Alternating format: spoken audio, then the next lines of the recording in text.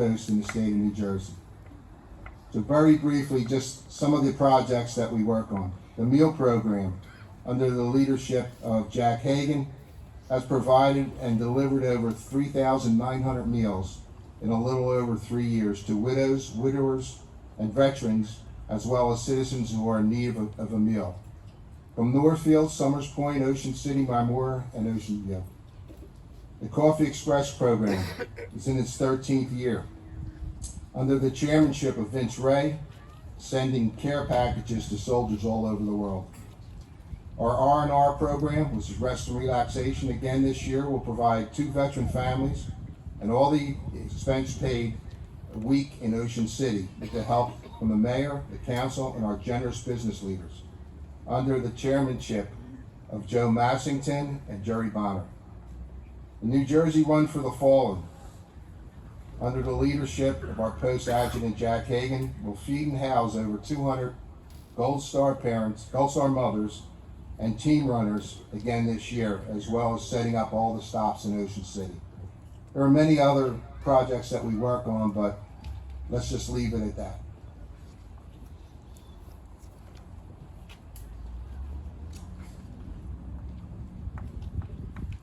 Friends, we do not forget, whether it's an hour ago or a century ago, we remember.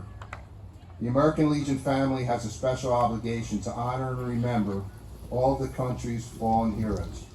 We were founded in the aftermath of World War I, which claimed the lives of more than 116,000 Americans.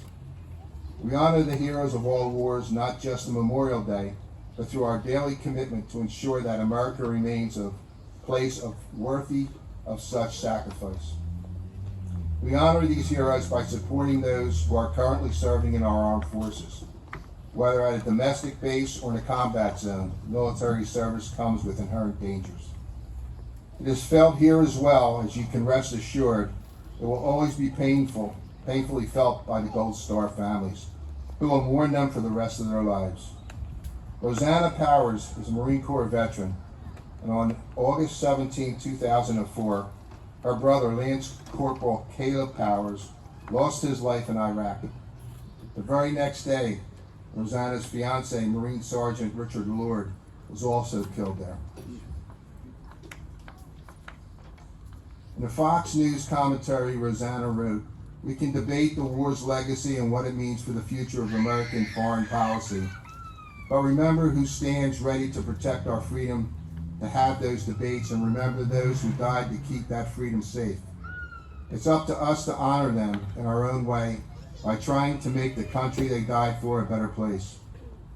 When politicians debate the cost of veterans' benefits, we should remember the price already paid not just by the fallen heroes, but by veterans and family members like Rosanna Powers. These, ladies and gentlemen, is the true cost of war. The men and women who died for our freedom represent the diverse patchwork that is the United States of America. They were rich and poor, black and white, male and female. They were from cities, farms, and suburbs. They came from every ethnicity, background, and political spectrum. In short, they looked like any one of us. Their one common characteristic is that they all took an oath to die for America if called upon. We can ensure that the memories of those heroes and their sacrifices are not in vain. We can ensure that future generations understand the importance of service, sacrifice, and honor. We can ensure through our own community service that our country remains strong and prosperous. Memorial Day is a time that many wear or proudly display poppies, not as symbols of what was lost, but as a reminder of living legacies. As we together here today, we are reminded of the words of President Abraham Lincoln's Gettysburg Address, quote, "It is for us, the living, rather, to be dedicated here to the unfinished work which they who fought here have thus far so nobly advanced. Today we are living and we are dedicated to continuing the work of those who have gone before us. We are dedicated to preserving the memory of our fallen heroes and declare our unending gratitude and support for their families. So let us take this time to remember and honor the men and women who have given their lives for this great country. Let us reflect on their courage, their sacrifice, and dedication to a cause greater than ourselves. And let us recommit ourselves to the cause of freedom, justice, and democracy, so that the legacy of our fallen heroes will live on for generations to come. We continue to mourn their loss, but most of all, we celebrate their lives.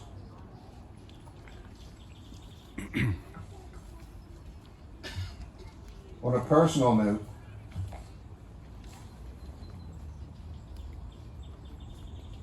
our post is named after two young men, John Morvay and Bruce Miley, who gave their lives in Vietnam in the duty of their country. My alma mater, Father Judge in Philadelphia High School, who gave up 27 of their students, the largest loss of life in a single Catholic school in the country in Vietnam. They are honorably called the Judge 27.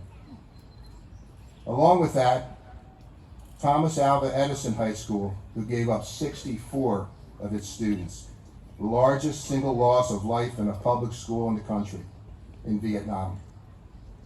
Or 5 of my comrades from Marine Corps Platoon 31, 23rd Battalion Boot Camp in 1970 who went on to give their lives for their country in Vietnam.